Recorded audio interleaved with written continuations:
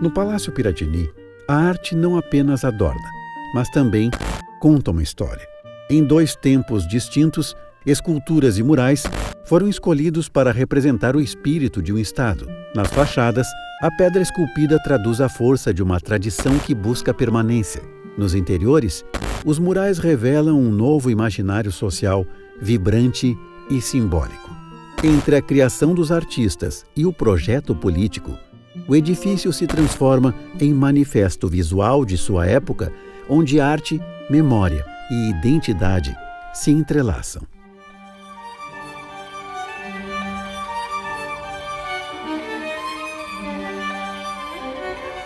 Um Palácio das Artes. A escultura é entre as expressões artísticas mais antigas da história da humanidade, né? Quando, inclusive, são mais antigas que as pinturas parietais famosas, né? De Lascaux e Altamira. E a pintura, na história, ela requereu assim, um desenvolvimento de materiais, então ela demorou um pouco mais para surgir. Então a escultura é a expressão mais antiga, assim, artística, né? Simbólica que existe. No decorrer da história, sempre teve interligada, assim, a partir das primeiras civilizações, com a arquitetura. Então não se entendia ser coisas diferentes, né? Eram expressões complementares, a escultura, a pintura e a arquitetura. E o Palácio Piratini é um dos grandes exemplos que nós temos, né, no Brasil, né, desse período da história da arte. Com o fim do Império e o nascimento da República, Porto Alegre se reinventa. Inspirados pelo ideal positivista, os governantes fizeram da arquitetura um símbolo de modernização. A cidade mergulhou num ciclo construtivo intenso que redesenhou sua paisagem urbana. Então houve essa grande moda que foi se estendendo depois à burguesia, ao comércio, à indústria, né? Nós temos casos industriais que são únicos no Brasil, né? Como a cervejaria Bop, que se gastando rios de dinheiro em estatuária decorativa. E depois até, como é o caso aqui em Porto Alegre, na próxima Praça da Matriz, também aí veio até as residências. Então foi uma febre, porque havia capital para isso, havia artistas e empresas que faziam isso, né? Então esse fenômeno ele durou até, vamos dizer, 1900, até a década de 30, né? Até aí o viaduto Otávio Rocha, né? Em que foi uma edificação com estatuária. No canteiro de obras do palácio, a escultura fachadista ainda refletia a originalidade do projeto. Antes da virada promovida por Borges de Medeiros, que rompeu com a mão de obra estrangeira e apostou na força imigrante local, foi concluído o conjunto escultórico assinado por Paul Landowski, parceiro do arquiteto francês Maurice Gras. O arquiteto fica contente, né, que possa também colocar isso numa edificação, indicar o artista, os locais onde vai ser essas obras de arte. O Palácio Piratini entrou nesse contexto. Claro que a execução por um artista importante como Landowski, ele já era razoavelmente conhecido, como vários na França, e foi escolhido um artista que tinha a capacidade de fazer esse trabalho, né? Ele não tem muita coisa em fachada, né? Não é um artista que teve muito, assim, mas aqui ele deve ter tido uma boa encomenda, né? Ele deve ter gostado muito disso.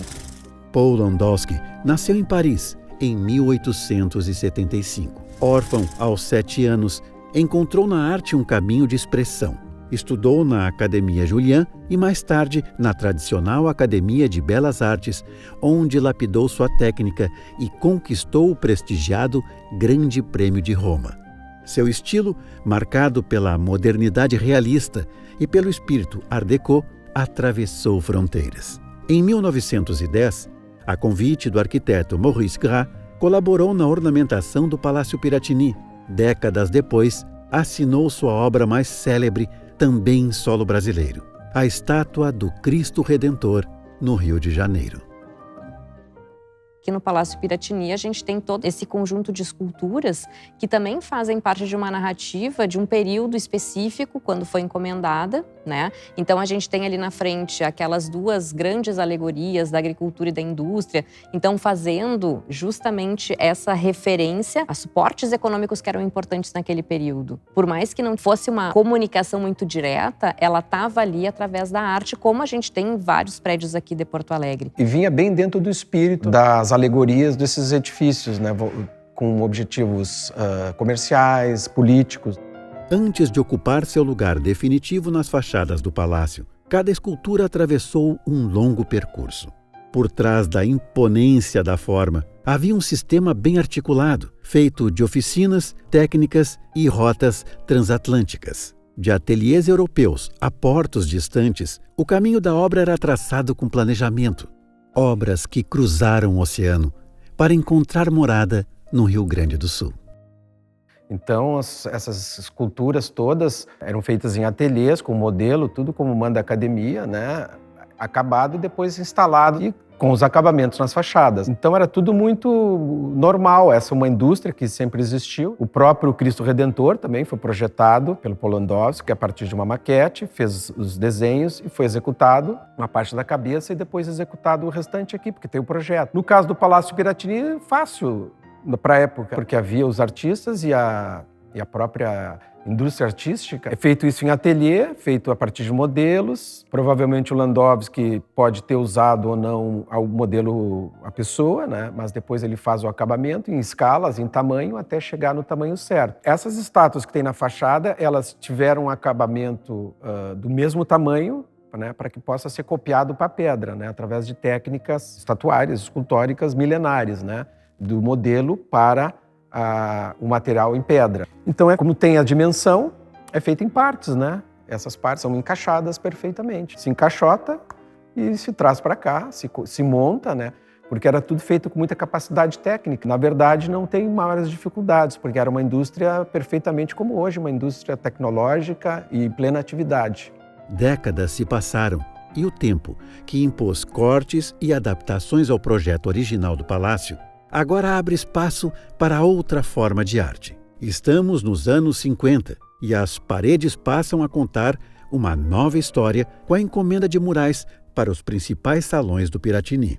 Por meio de pincel, tinta e cores, o passado e os anseios de um Rio Grande do Sul em transformação, vistos a partir do ideário de uma época, começam a ganhar forma.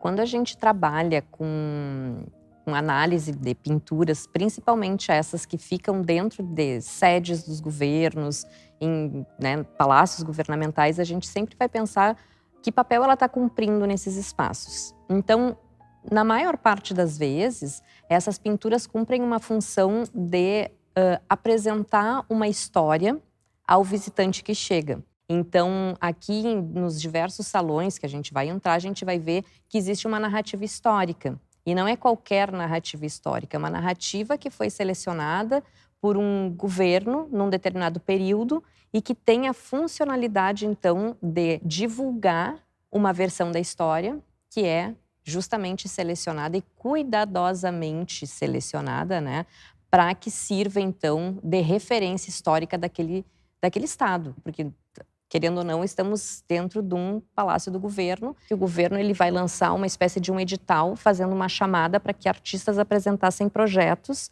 para que fossem realizadas pinturas no Palácio Piratini. E logo a gente vê que quem ganha esse edital é o Aldo Locatelli, com um projeto que contemplava exatamente o que esse governo queria. Então, a gente já está num outro contexto, não mais naquele contexto republicano, positivista, mas já numa reformulação política aqui no Estado, que a gente tinha como governante o Ernesto Dornelles, que já tinha uma outra visão, né, de governo, e outros, claro, a gente tem todo o processo do desenvolvimentismo, né, aquele processo todo que vai aparecer bastante nessas pinturas do Aldo Locatelli, mas um outro contexto que vai trazer um outro Rio Grande do Sul também, né, às vistas dos visitantes aqui do Palácio Piratini. Aldo Daniele Locatelli nasceu em 1915, em um vilarejo próximo a Bérgamo, no norte da Itália. Ainda na infância, descobriu a paixão que guiaria sua vida ao observar restauradores trabalhando nas paredes de uma igreja de seu bairro.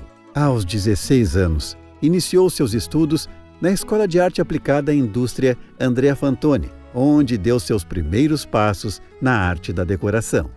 Pouco tempo depois, ingressou na renomada Academia Carrara de Belas Artes, consolidando sua formação. Desde cedo, sua vocação era evidente: contar histórias por meio de uma pintura marcada pela grandiosidade. Então ele começa a trabalhar fundamentalmente como grande parte dos artistas, com pintura de cavalete, vai trabalhar com também e muito com a restauração de templos religiosos na Itália, que é o que faz com que ele integre o grupo dos bergamascos e que ele conheça então o Emílio Cessa e que faz essa conexão para que eles então venham ao Rio Grande do Sul no final dos anos 1940. Por indicação do futuro Papa João XXIII, Emílio Cessa, Aldo Locatelli e Adolfo Gardoni. São 3 artistas italianos que chegam em Pelotas em 1948 com a função de pintar a catedral lá da cidade de Pelotas. E se identificou com o povo brasileiro. Ele gostou da alegria e da simplicidade e do como ele foi recebido. Então isso fez com que ele se enraizasse, ele se identificou muito com a sociedade pelotense. Ele começou a dar aulas para alunos de graça lá e conheceu outros pintores lá. E uma delas foi a Marina. Então, nesse período do trabalho deles na Catedral de Pelotas, certa feita foi fazer uma visita, Dona Marina, mulher importantíssima na sociedade pelotense daquele período, professora, e faz um convite a Locatelli para que ele então comece a dar aulas na Escola de Belas Artes.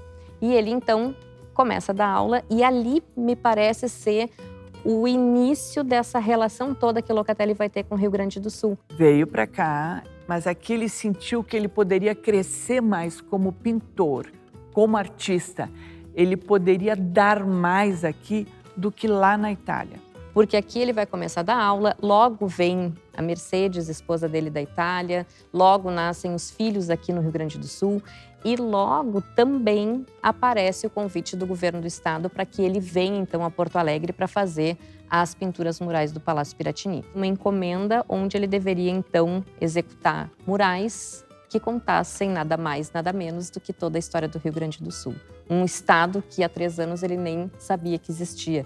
Então é interessantíssimo a gente pensar em como ele vai criar todas essas narrativas e até que ponto vai ter a influência desse governo, essas ideias que esse governo tinha, porque a gente tem que pensar as funções dessas pinturas dentro de um palácio, mas também toda a relação de produção através de quem encomenda. Então, o que será que queria Ernesto Dornelles quando encomendou essas pinturas a Locatelli? Ernesto Dornelles queria mostrar o seu governo e como o seu governo consolidou determinados aspectos na política, na economia e na sociedade sul-rio-grandense.